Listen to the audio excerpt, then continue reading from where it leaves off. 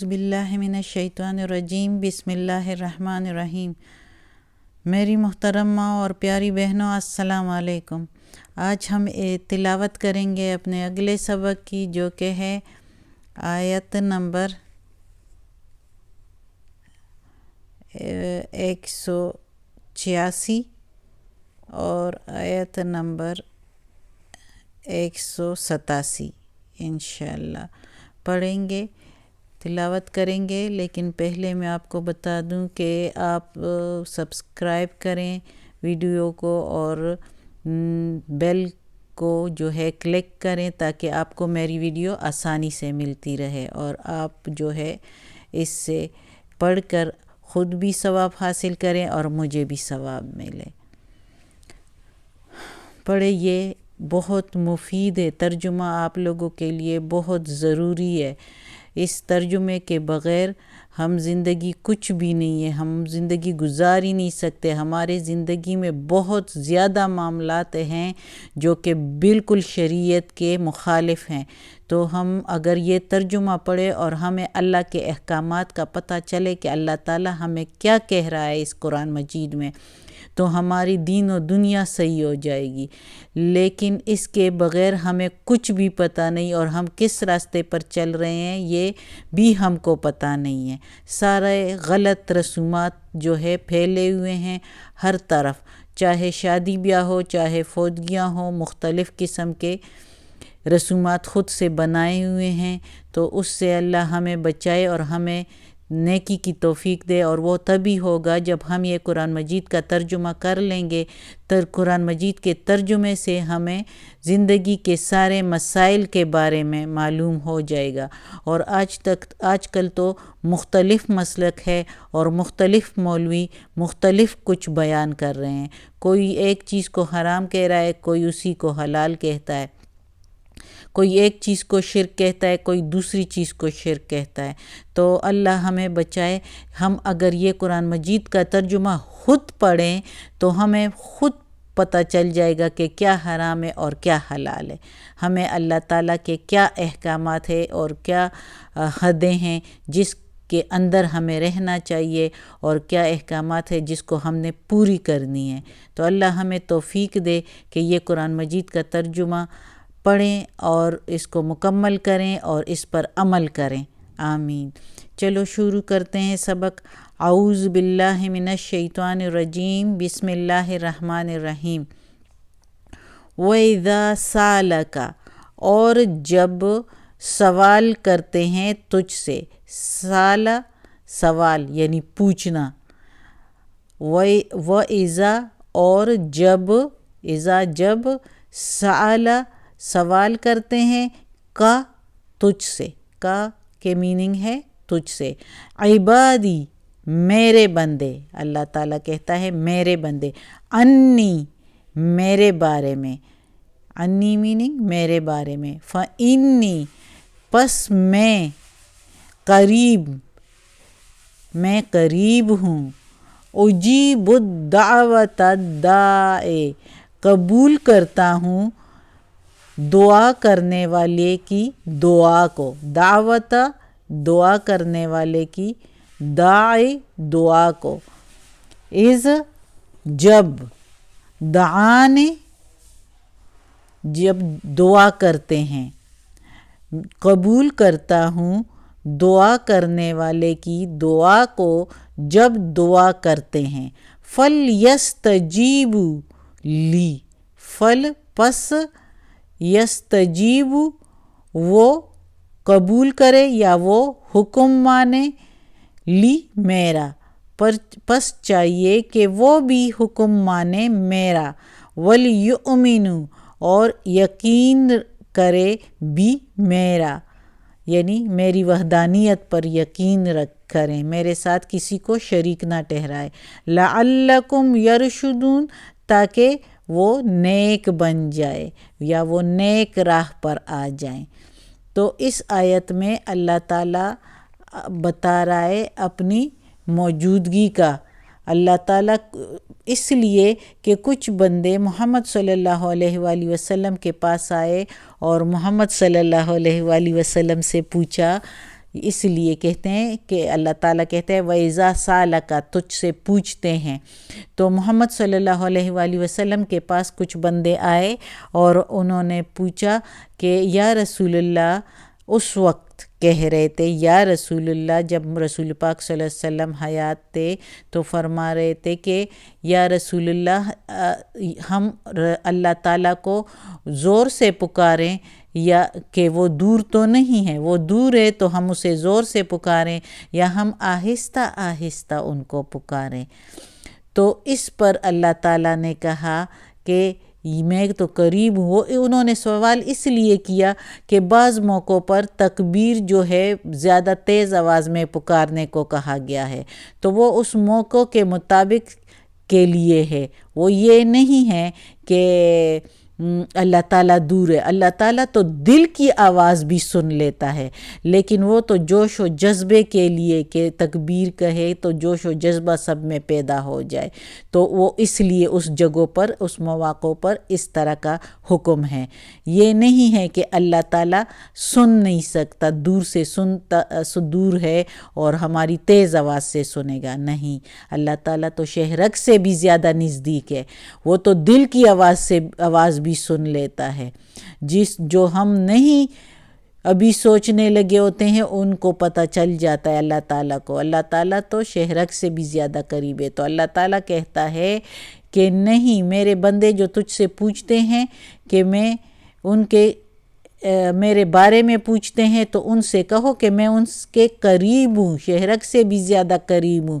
وہ جب دعا کرتے ہیں دعا کرنے والے تو میں ان کی دعا قبول کر لیتا ہوں. وہ تو سرگوشی میں لگے ہوتے ہیں، میں ان کی دعا قبول کر لیتا ہوں، ان کی دلوں کی بات سن لیتا ہوں. جب میں ان کی دعا قبول کرتا ہوں تو پس ان کو چاہیے کہ وہ میرے حکم بھی مانیں، میرا حکم بھی مانے اور مجھ پر اکیلے واحد اللہ پر یقین رکھے، تاکہ وہ نیک راستے پر چل پڑے، تاکہ وہ نیک لوگوں میں شامل ہو جائے. تو یہ اللہ تعالیٰ کہتا ہے. اگلی آیت میں ہے اُحِلَّ لَكُمْ لَيْلَةَ الصِّيَامِ الرَّفَثُ، حلال ہوا تمہارے لیے روزے کی رات میں بے حجاب ہونا، اِلَى نِسَائِكُمْ، تمہاری عورتوں کی طرف. ہن لباس لکم، وہ عورتیں تمہاری لباس ہیں. وانتم لباس لہن، اور تم اپنی عورتوں کے لباس ہو. لکم، تمہارے، تم ان کے لیے، یعنی یہ تو ہن وہ عورتیں تمہاری، یعنی ہن عورت کے لیے یوز ہوتا ہے، استعمال ہوتا ہے. اور لباسن، لباس، لکم تمہارے لیے، وہ لباس ہے تمہارے لیے. وانتم، اور تم، لباسن لباس ہو، لہن عورتوں کے لیے، یعنی اپنی بیوی کے لیے. ساری عورتوں کے لیے نہیں، اپنی بیوی کے لیے. ادھر جو ہے وہ ازل جو لوگ کہتے ہیں کہ کرتے ہیں لڑائی جہاد کے دوران، تو وہ اس حکم سے وہ بھی ختم ہو جاتا ہے. علم اللہ، اللہ جانتا ہے، انکم، بے شک تم، کنتم تھے، تختانون خیانت کرتے، انفسکم، اپنی جانوں کے ساتھ. اللہ کہتا ہے میں جانتا ہوں بے شک تم خیانت کرتے تھے اپنی جانوں پر. فتابہ، پھر رجوع ہوا، علیکم، اوپر تمہارے، یا توبہ قبول کر لی تمہاری. وعفا عنکم، اور معاف کیا تم کو. فالآن باشروہن، پس اب ملو اپنی عورتوں سے، ہن اپنی عورتوں سے. وابتغوا، اور تلاش کرو، ما کتبہ، جو لکھا ہے، کتب اللہ، اللہ نے، لکم تمہارے لیے. وکلوا، اور کھاؤ، وشربوا، اور پیو، حتیٰ، یہاں تک کہ یتبین، کھل جائے، لکم تمہارے لیے، الخیط، دھاری، الابید، سفید، یہاں تک کہ کھل جائے تم پر سفید دھاری، من الخیط الاسود، اور اور سے خیط الدھاری اسود کالی، یہاں تک کہ کھل جائے تم پر سفید داری اور سفید داری سے کالی دھاری، تم پر کھل جائے یعنی تم اس میں فرق کر سکو کہ سفید داری اور کالی دھاری۔ تفسیر میں پھر بتاؤں گی۔ من الفجر، فجر میں سے، ثم اتم الصیام، پھر پورا کرو روزے کو، الی اللیل، رات تک، رات کی طرف یا رات تک، ولا تباشروہن، اور نہ تم ملو اپنی عورتوں سے یعنی اپنی بیویوں سے، وانتم عاکفون، اور تم ہو اعتکاف میں، فی المساجد، مسجدوں میں، مساجد مسجد میں، فی میں، عاکفون اعتکاف میں۔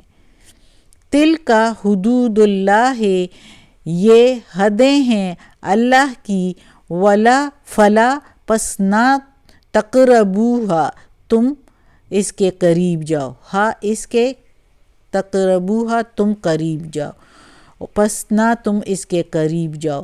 کذالک، اسی طرح، یبین اللہ، بیان کرتا ہے اللہ، آیاتہ، اپنی آیتیں، للناس، لوگوں کے لیے، لعلکم، تاکہ، یتقون، تم بچتے رہو۔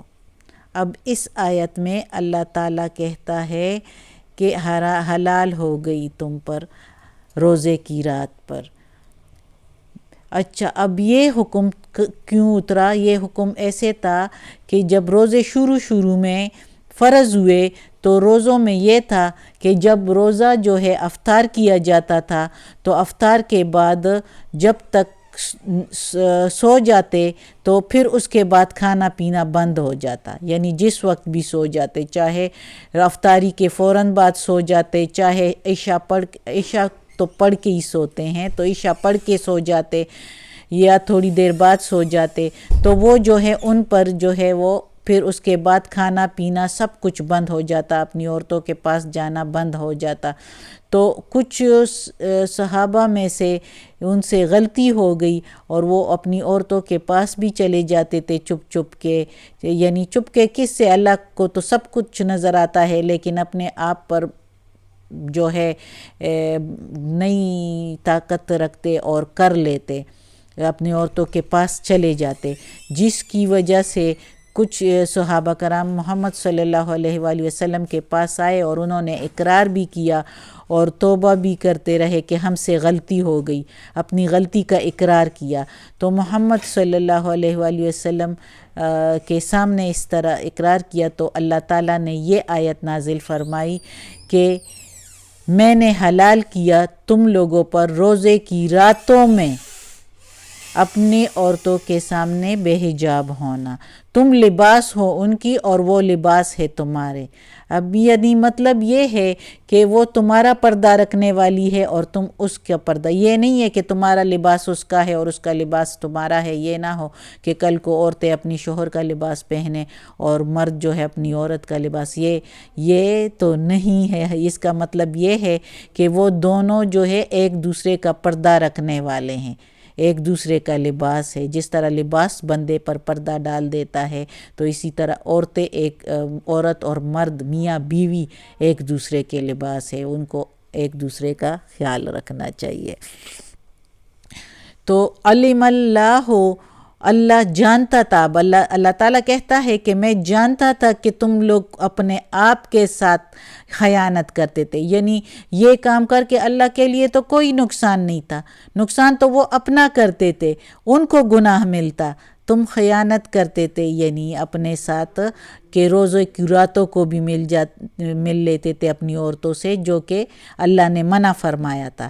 لیکن اللہ اتنا مہربان ہے اپنے بندوں پر اور یہ محمد صلی اللہ علیہ وآلہ وسلم کی امت پر کہ دیکھو اللہ تعالیٰ نے معاف بھی کر دیا، توبہ بھی، فتاب علیکم، پس توبہ قبول کر لی ان کی یا رجوع کیا تمہارے اوپر، وعفا عنکم، اور تم کو معاف بھی کر دیا، اور پس اب تم ملو اپنی عورتوں سے، یعنی رات کو اب دیکھو اتنا آسانی فرمائی، اتنی مہربانی کہ ان کی جو سختی ان پر تھی تو اس کو بھی چھوڑ دیا، کہ معاف بھی کر دیا، توبہ بھی قبول کر دی، ان کو اجازت بھی مل گئی، جو کہ ہم لوگوں پر کافی آسانی فرمائی۔ اللہ تعالیٰ اپنے بندوں پر بہت مہربان ہے، اور ایسے روزوں سے ہم اتنا فائدہ لے سکتے ہیں کہ اللہ کی مہربانی بھی کہ ساری رات ہم کھا پی بھی سکتے ہیں۔ دیکھو اللہ تعالیٰ کہتا ہے وَابْتَغُوا مَا كَتَبَ اللَّهُ، اور تلاش کرو جو